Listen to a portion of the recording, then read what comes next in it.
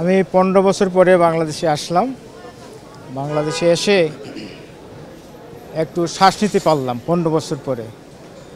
তো এই গত স্বৈরশাসক আমাদেরকে আসতে দেয় নাই বাংলাদেশে। আমরা যারা প্রবাসীরা বিদেশে বাংলাদেশের জন্য, দেশের মানুষের জন্যে, আমরা গণতন্ত্রের জন্য যে ভূমিকা রেখেছিলাম, সেজন্য অনেককেই আমার মতো আসতে দেয়নি।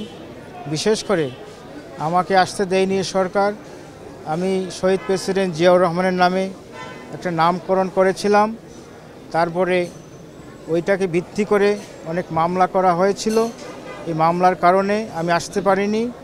ইনফ্যাক্ট যখন আমাদের বিএনপি জাতীয় কাউন্সিল 2016 সালে ছিল, সেই কাউন্সিলে আমেরিকা থেকে ডেলিগেটস নিয়ে আমি এসেছিলাম বিশেষ পারমিশন নিয়ে। তারপরেও আমি 4 দিন পরে দেশ ত্যাগ করতে হয়েছিল, কারণ এমবেসি থেকে ওরা আমাদেরকে জানালো সরকার নাকি আমাদেরকে দেশে থাকতে দিবে না, যত তাড়াতাড়ি সম্ভব দেশ ত্যাগ করতে হবে। তারপরে দেশ থেকে আমি চলে যাই। আমি প্রথমে এই বাংলাদেশে এসে শুকরিয়া আদায় করি যে আমি এই দেশের মাটিতে আসতে পারলাম।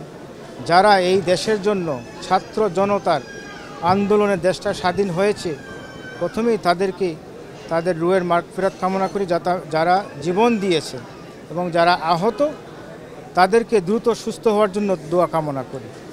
আমি আমার পরিবারবর্গকে নিয়ে এসেছি এবং আমার এলাকা থেকে অনেক লোক এসেছিলেন, কিন্তু আমি ওদের সাথে দেখা করব।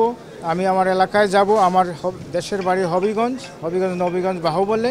আশা করি সঠিক সময়ে এই ভোটের অধিকার ফিরিয়ে দেওয়ার জন্য একটা নির্বাচন হবে। নির্বাচনের মাধ্যমে জনগণের ভোটে যে সরকার আসবে, সেই সরকারেই এই দেশ শাসন করবে। আশা করি আমি একজন বিএনপির কর্মী হিসাবে মনে করি সুষ্ঠু নির্বাচন হলে বিএনপি এই দেশের সরকার গঠন করবে, জনগণের কাজে আসবে, জনগণের জন্য কাজ করবে। বিশেষ করে আমাদের ভারপ্রাপ্ত চেয়ারম্যান তারেক রহমান যে 31 দফা দাবি দিয়েছেন, 31 দফার মাধ্যমেই বাংলাদেশের মানুষের ভাগ্যের পরিবর্তন হবে ইনশাআল্লাহ, সেটা আমি বিশ্বাস করি।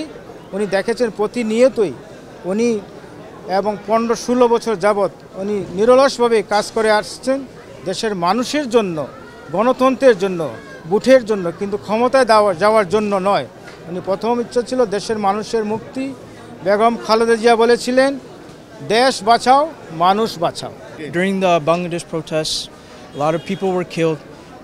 Sheikh Hasina was a very corrupt politician, and I think we need the Bangladesh National Party more than ever, because they're going to be the ones that are going to fix this country.